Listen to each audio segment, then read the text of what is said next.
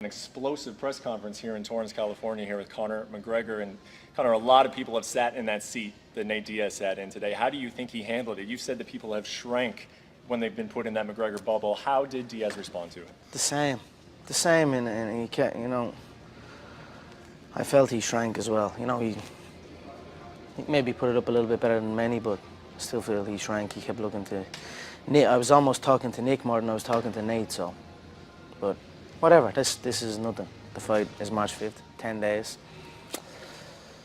I'm looking forward to it. And he made a pretty strong accusation towards you. Absolutely ridiculous. Not even sure how serious we should take it, how serious he meant it. Yeah, no, I don't think he did either. I mean, it's serious. It's absolutely ridiculous. The most tested fighter in 2015 I was on the roster, so I am very big against steroids. I have lambasted everyone that has been cut for steroids. Previous opponents have been cut, and I butchered them for everything they were worth for taking steroids. So, and then the fact that his two teammates took steroids and were cut. So, I pay no attention to it. It was ridiculous. Can you describe the level of disappointment that there is not another belt sitting on the other side of that podium today? Yeah, I mean, this is what I could see the picture, but again, a bruised foot is it. You don't want to fight with a bruised foot, no way. So it is what it is. What kind of injury would it take to keep Conor McGregor from a UFC fight?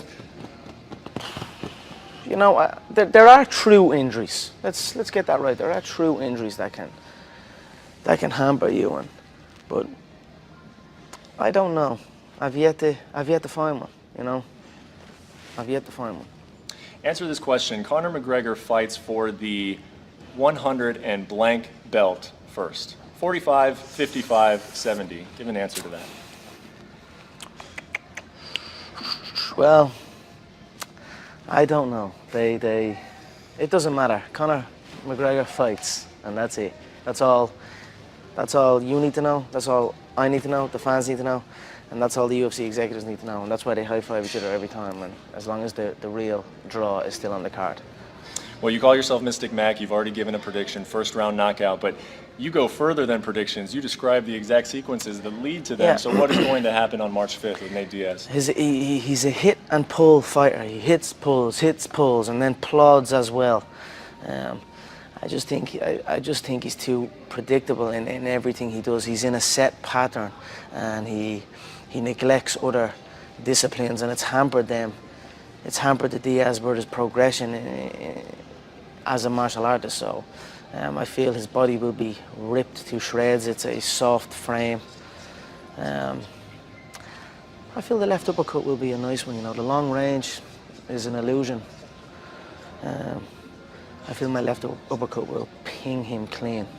Are you excited to test yourself against bigger guys? He mentioned size over and over again at this press conference. Is that something you like to do? This is martial arts. There is, in true warfare, weight is not an issue. So this is something I enjoy. I have fought bigger men before. We had fighters in the Philly shell, similar to the style that he always fights, or fighters against the ropes. But never fighters, well, we did have fighters coming forward, like with that style, the way he eventually went. But that was only in the early rounds. Early rounds, I'm eating guys alive there. It's when I get tired, that's when I need to bring in that fresh body who's going to sit on my chest and let shots fly. And if I'd done that alone would have made that the easiest fight in my life. Because make no mistake, Carl, up until like round 5, that was the easiest fight in my life. I could see everything he was throwing. I was cracking him easily. It was only when I started fading and he started leaning on me and started coming forward in that Mexican style that I started to fade. And that's it, so.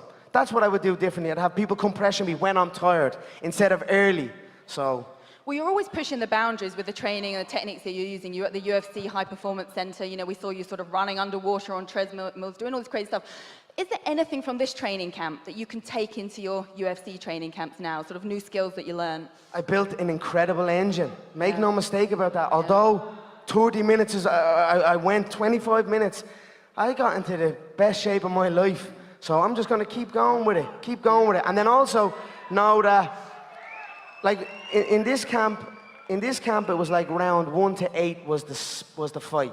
And then 8, 9, 10, 11, 12 was my friends, more people I'm comfortable with, just to get to the 12th round. Because I had to get to the 12th round in sparring comfortably and safely. And if I done it too early, I could have picked up an injury, lost out on the fight, lost out on the whole event, and hampered everything. So that was the goal. This time, I'd probably switch it around. I'd have round 1 to 8 heavy, real competitive, and then I just have a heavier opponent on me, putting the pressure for the last 4 rounds, and I just have to survive in there. And I honestly, truly feel if I'd have done that, I would have been laughing in that fight. But look, you live and learn. That's what we say. You don't lose. You either win or you learn. Yeah, and that saying has taken you well through your career so far. We have some water, please. Nah, vodka and orange. Look that. I'm squeezed into this suit. I got this suit fitted about a couple of months ago, and I'm squeezing into it now. Is this one of the McGregor Augusto? Yeah, this suits? is an August McGregor line. It looks like the tartan for the Scots. You know what I mean? I was thinking about that. That's why I rocked this one. Look, you may have bought a suit. Mayweather's put an 8-foot glass picture of you in his new 19 million home in Beverly Hills. Are you going to reciprocate? I don't know. It's some house. It's some house. What I noticed from it, fair play to him. It's some Porsche. It's a $26 million Beverly Hills mansion. But I'm thinking, that house purchase, the tax bill off this fight, the tax bill off the previous bill, and then his good investments, I could be getting a phone call anytime soon. Much all my life. I started MMA around 2 or 3 years ago, and about 2 years ago I'd say, and I instantly had a knack for it, and I really, really, really loved it. It's like an addiction for me. It's all I do. I train twice a day. It's all I think about. I don't want to do anything else. It's as simple as that. Fighting as a boxing career, how do you think that differs from any other type of career? Well, as in MMA, like how's it different from MMA? How does it differ from, let's say, your regular 9 to 5? As in, not well, obviously the obvious reasons, but how does it differ from your perspective? Oh, well,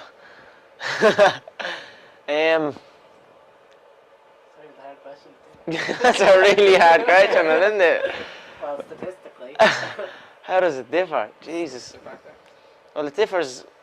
I don't know. Like, did you ever have what did you work as before you? I was a plumber. I was an apprentice plumber. I did a year in that, and it just wasn't for me. You know, it's either all or nothing in the game I'm in. You have to. If you're not training twice a day, if you're not dedicated, you're not going to go anywhere. So I felt I had enough talent, enough dedication, enough love for the sport that it was time to pack up my job and chase my dream, and that's what I'm doing, and that's pretty much it. And what is your dream? My dream is to be world lightweight champion in the UFC, have more money than I know what to do with, and have a great life for my kids, my grandkids, everyone in my family, everyone that's come up with me. That's my dream. My dream is to be number one, pretty much. My goal is number one MMA. Cool. And where are you training out of, or where are you fighting out of? I'm training in Straight Blast Gym in Walkinstown, on the Long Mile Road there. My coach is John Kavanagh. I train with top class fighters, Thomas the Tank Egan, Ash the Bash Daly, Rowdy Owen Roddy, Rob the Dog Quinn. Train with all the top guys there. I also box. I still compete boxing. I box in Crumlin Boxing Club. It's an amateur boxing club with a pro team, as such pros as Ian Thames, Stephen Ormond, excellent pros. I train down there as well. I train there Mondays, Wednesdays and Fridays, and then every other day SBG, honing my MMA skills. What's your favourite discipline in MMA? What do you like most about MMA? Well, I just to be honest, I love it all. It's everything. I'm not one of these guys. I love me boxing. I love grappling. I love every last bit of it. It really is the number one sport, and there's nothing out there like it. I don't care what boxers or Thai boxers or wrestlers or any of these type of guys say. They all know it. MMA is number one, and UFC is the top organisation. It's as simple as that. It's the best out there. It's overtaken boxing. It's better than anything.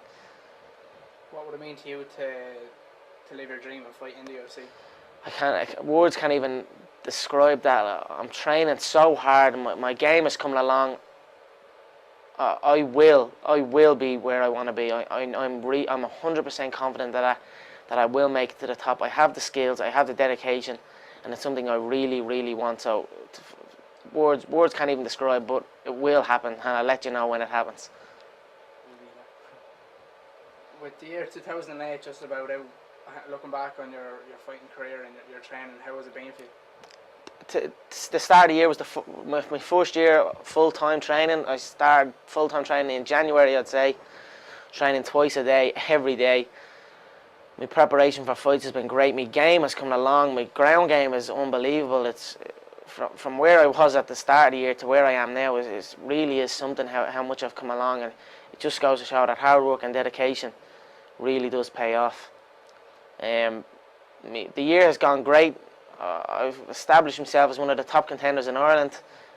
I will be one of the top in the world, no doubt. And I'm looking forward to 2009 and chase my dream even more. And please